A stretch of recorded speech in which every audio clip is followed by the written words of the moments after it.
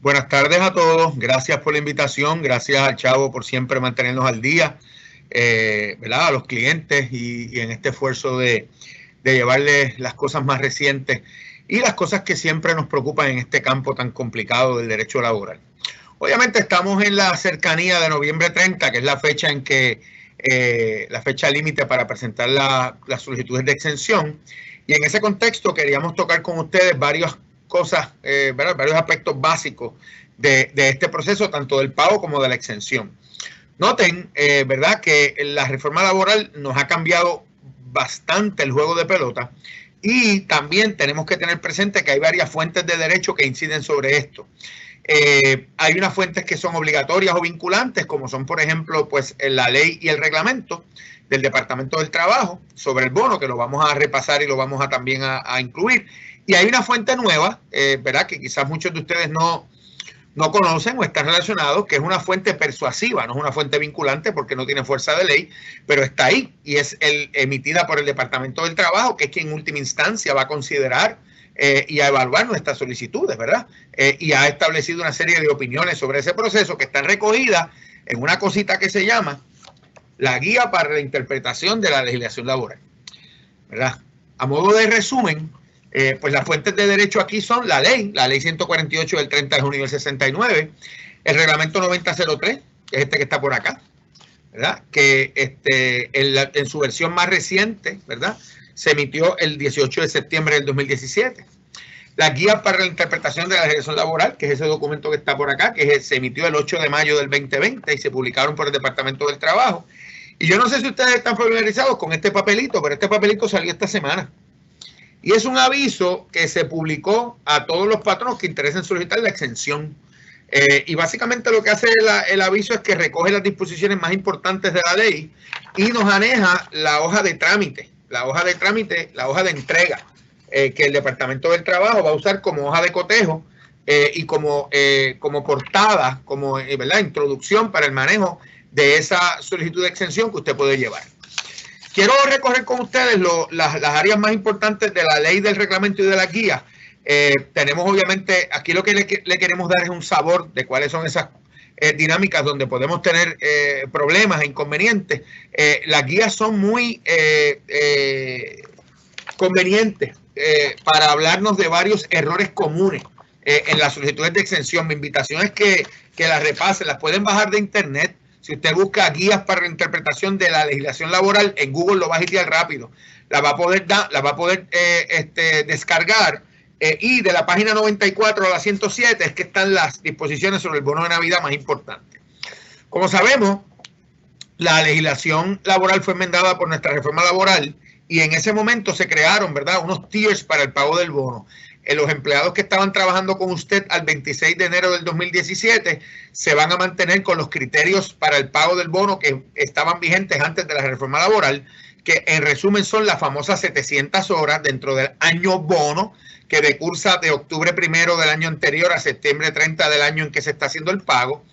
Y las 700 horas están amarradas para esos empleados que estaban trabajando antes de la aplicación de la reforma laboral, con el criterio del % del bono, que para esos empleados, ¿verdad?, cuando estamos hablando de patronos que tienen 16 empleados o más, estamos hablando de un 6% del salario, usando como un tope un máximo de $10,000. Por lo tanto, el bono máximo son 600, pero el empleado con ganarse 10,000 ya se podría llevar los 600. Y si el empleado trabaja en un patrono con 15 empleados o menos, pues el bono varía, con 14 empleados o menos, el bono 15 o menos, porque 16 o más es el bono grande, 15 o menos, nos quedamos en el 3% con el mismo tope de 10,000, por lo tanto el bono máximo serían 300. Noten que en los empleados contratados a partir de la fecha de la vigencia de la ley, de la reforma laboral, de la ley de transformación y flexibilidad que se aprobó el 26 de enero del 2017, la fórmula es diferente. Primero, el criterio de elegibilidad dentro del año bono va a requerir que el empleado haya trabajado 1,350 horas, ¿verdad? E igualmente, el bono se calcula diferente porque el porciento es 2% del salario del empleado, pero el tope no está en el salario a considerarse, el tope está en el bono mismo. Eso tiene como consecuencia que como el porciento es más pequeño y el tope está en el bono, el empleado para llevarse los 600 pesos, un patrono que tiene, ¿verdad? El número de empleados requeridos, ¿verdad? Que son los dos tiers, pero aquí el tiers es 20 o menos y 21 o más. Si tienes 21 o más, que sería el 2% igualmente, el tope es de 600 pesos, pero el tope está en el bono. Pero para yo ganarme los 600 pesos, llevármelo, tengo que haber generado en salario $30,000, porque $30,000 en el año bono es lo que me cuadra 600 pesos cuando miro el 2% de 30,000. O sea que si gané menos de $30,000, no me voy a llevar los $600. Igualmente, si el empleado trabaja en un patrono que tiene menos 20 empleados o menos, en ese sentido, el año bono, si trabajé las 1,350 horas, el tope está en el bono y el tope sería $300.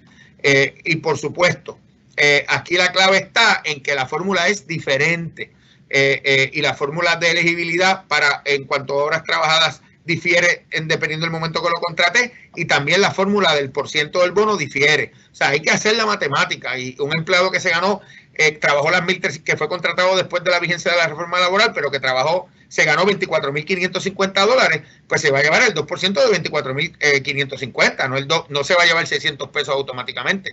Claro, siempre y cuando tenga 21 empleados más. Claro, usted se los puede pagar voluntariamente, con eso no hay ningún problema, pero es importante que tenga consciente esa diferencia o presente esa diferencia. Hay una fórmula, obviamente, que la ley establece, que dice que el total de las cantidades pagadas por concepto del bono no excederá del 15% de las ganancias netas anuales del patrono, habidas dentro de lo que llamamos el año bono, ¿verdad? 30 de septiembre del año anterior hasta el 30 de septiembre del año que corresponde al bono. Y dice que al computar el total de horas trabajadas por un empleado para recibir los beneficios de esta ley, se deberán contar aquellas horas trabajadas para un mismo patrono. El reglamento nos aclara varias cosas en cuanto a eso, que las vamos a discutir al final. Y es muy importante entender eso. En términos de la exención, o en términos del cómputo del pago, la ley te dice que para determinar las ganancias netas en su artículo 1, se excluirán el importe de arrastre de la pérdida neta de años anteriores y las cuentas a cobrar que no hayan sido pagadas al concluir el periodo cubierto por el estado de situación y de ganancias y pérdidas. Dice la ley también que ese bono de ese primer año del empleado es el 50% de lo dispuesto en ley. O sea que usted hace el cálculo y le pagaría la mitad. Hay una controversia, ¿verdad?, sobre si eso es el primer año que yo soy elegible al bono o el primer año de empleo. Si el primer año de empleo yo no fui elegible al bono, pues alguien podría decir, pues entonces es el primer bono. Bueno, la ley lo que habla es del primer año, no habla del primer año de elegibilidad. Así que si durante el empleado no fue elegible durante el primer año para el bono porque no llegó a las 1,350 horas, pues entonces ya el segundo año es el segundo año de trabajo. Por lo tanto, en ese sentido le tocaría el bono completo. Esa controversia no está del todo resuelta, pero interpretándola conservadoramente, esa sería la forma de verlo para evitar una reclamación.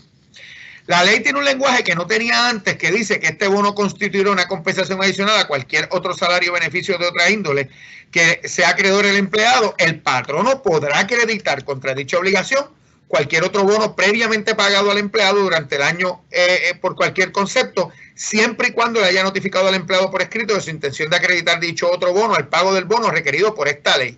El reglamento del bono de Navidad, el reglamento 9003, nos dice que esa notificación yo tengo que hacérsela dentro de los 5 días siguientes a que yo le pago a ese empleado, por ejemplo, ese bono de verano o ese bono del Día de las Madres o un bono de productividad. Le tendría que decir, yo me reservo el derecho, dentro de los 5 días después del pago, yo me reservo el derecho de acreditar este pago con respecto a mi obligación de pagarte el bono legal bajo la ley 148 del 1969, para que sea válida esa reserva de derecho de girarlo en contra a esa obligación legal. Eso es bien importante que lo entendamos. La ley también ahora flexibiliza la fecha del pago del bono. El bono antes se pagaba del 1 al 15 de diciembre. Ahora la ley es clara que se puede pagar entre el 15 de noviembre y el 15 de diciembre. Pero el reglamento nos aclara y las guías también que yo realmente puedo pagar el bono antes sin que eso sea una violación a la ley. Y las guías tienen una disposición sobre eso. Claro, si lo voy a pagar fuera de la ventana, pues en teoría tendría que notificarle al empleado si es que me voy a reservar el derecho de acreditar ese ese pago que estoy haciendo voluntariamente por otro concepto al derecho del bono de Navidad o meramente pagarlo antes, porque la ley, la intención de la ley, según dice, de flexibilizar el pago, según dice el reglamento y la guía, no prohíbe que yo le pague el bono antes si deseo así hacerlo. Y hay unas disposiciones específicas, unos pronunciamientos específicos sobre eso. Sigue habiendo una penalidad en cuanto al pago del bono. Si yo pago el bono, no lo pago el 15 de diciembre, como se supone que lo pague, pues el bono me va a coger una penalidad de bono y medio. Y si llega el 30 de junio y no lo he pagado, ¿verdad? Pues entonces tengo doble bono en ese sentido. O sea que la penalidad va a diferenciarse de si lo pago luego del 15 de diciembre, que tendría penalidad de bono y medio, y si llega el 30 de junio del año siguiente y no lo he pagado, pues sería doble bono. La ley establece que el Departamento del Trabajo adopta reglas y reglamentos al respecto. Los ha adoptado, como le dije, el reglamento 9003, y también para requerirle al patrono que le suministre bajo juramento la información, los libros de contabilidad y lo que fuere, e investigar y examinar por conducto de su subalterno los libros y las cuentas para determinar la responsabilidad de esto para con los empleados al amparo de la ley. Noten que la exención sigue siendo el 30 de noviembre, pero hay un cambio muy interesante. Yo puedo seguir usando, como antes la ley disponía, el año bono, dentro del año bono, ¿verdad? Yo buscar ese estado financiero que refleje pérdidas para eximirme del pago total o parcial. Puedo seguir usando el año bono, que es el que decursa del 1 de octubre al 30 de septiembre, o la ley me permite yo usar mi año económico. Eso no era así antes. Desde el 2017 para acá lo puedo hacer. Tengo que tener presente algo, y hay unos errores comunes que las guías discuten, que tengo que asegurarme que ese año económico es de 12 meses. Porque si es de menos de, o sea, si es de 365 días, porque si no, si estoy usando un periodo menor, me van a denegar la exención. Porque si no tengo un periodo menor, ya sea porque hay un cambio corporativo o porque la empresa lleva menos tiempo, por decirlo así, de fundada, pues tengo que irme por el año bono. No puedo usar mi año económico. Eso es bien importante que lo entendamos.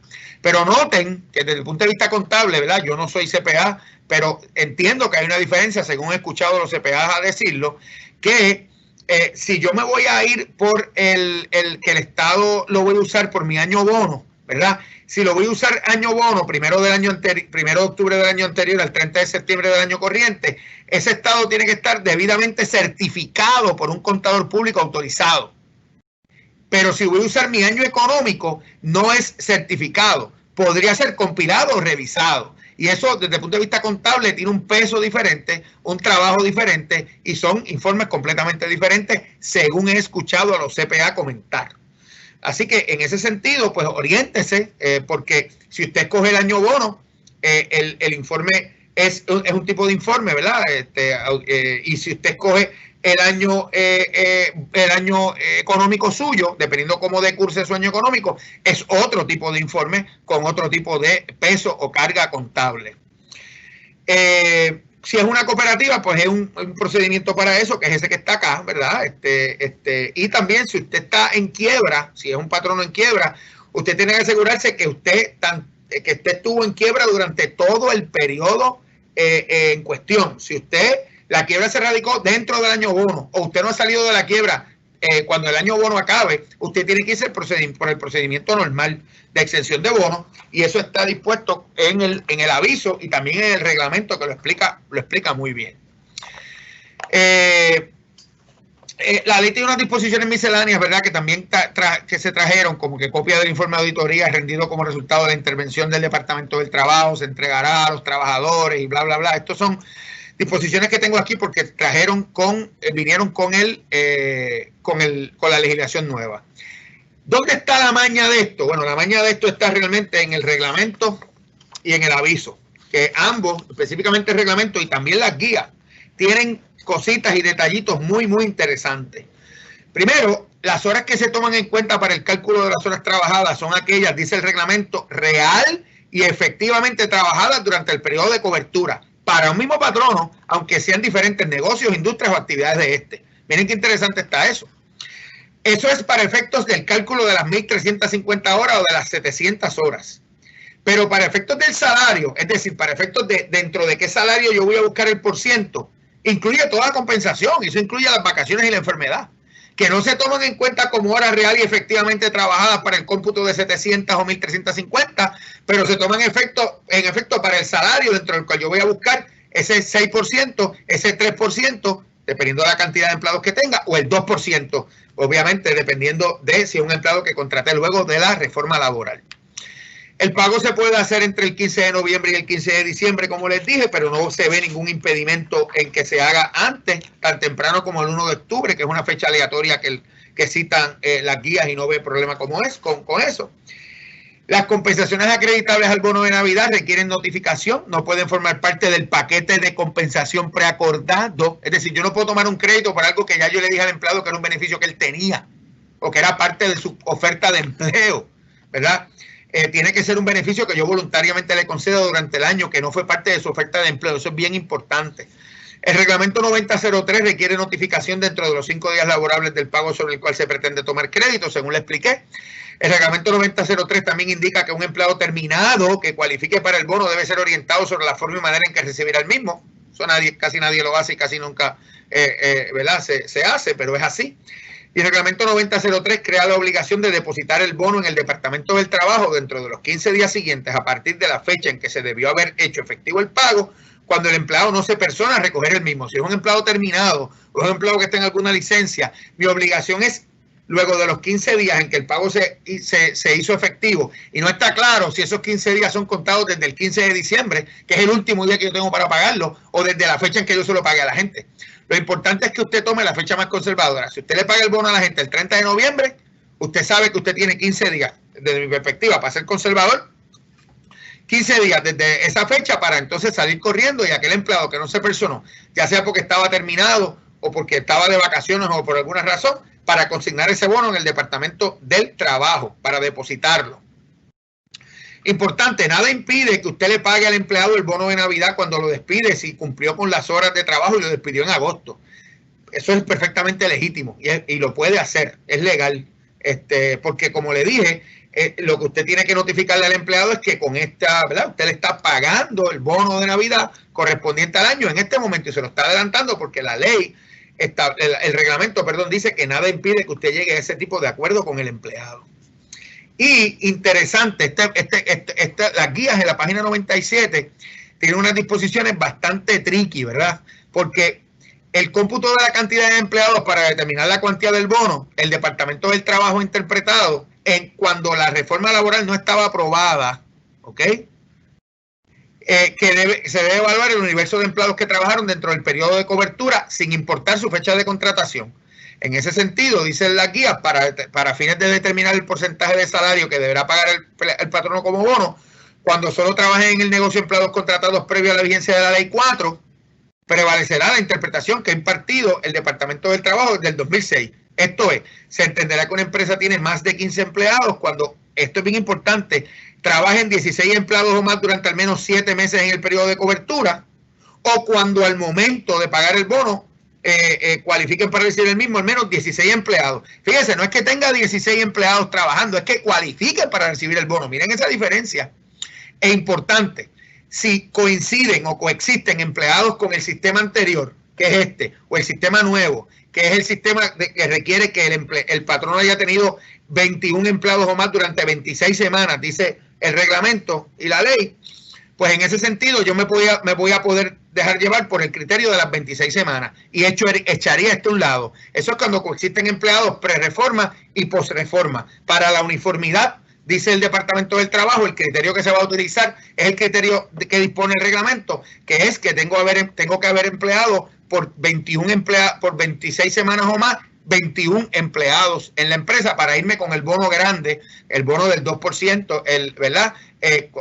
Con un tope de 600, y si eso no sucedió, pues me iría con el bono del 2% con un tope de 300, porque para los empleados contratados después de la reforma, el tope está en el bono, no está en la cantidad de salario a considerar, y eso hace toda la diferencia del mundo.